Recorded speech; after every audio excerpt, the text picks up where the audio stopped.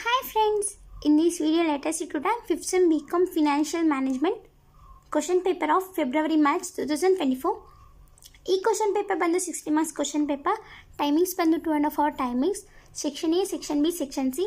Section A 2 marks question, section B 4 marks question, section C 12 marks question. Section A 2 marks questions 8 ಕೊಟ್ಟಿರ್ತಾರೆ, 6 attend ಮಾಡಬೇಕಾಗತ್ತೆ. What is doubling period?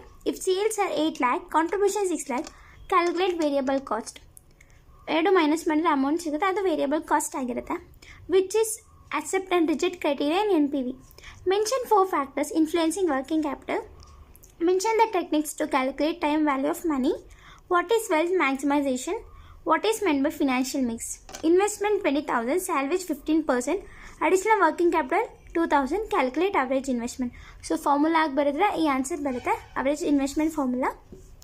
Section B 4 marks question 5 ಕೊಟ್ಟಿರ್ತಾರೆ, 3 attend ಮಾಡಬೇಕಾಗುತ್ತೆ. Explain the different methods of investment evaluation.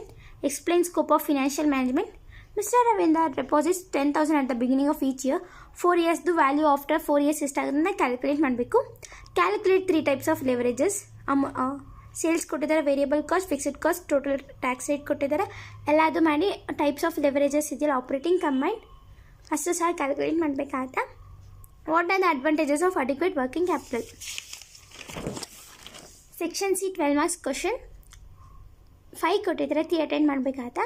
Explain the characteristics of a sound financial plan. Explain the sources of working capital. Explain the functions of financial manager or finance manager.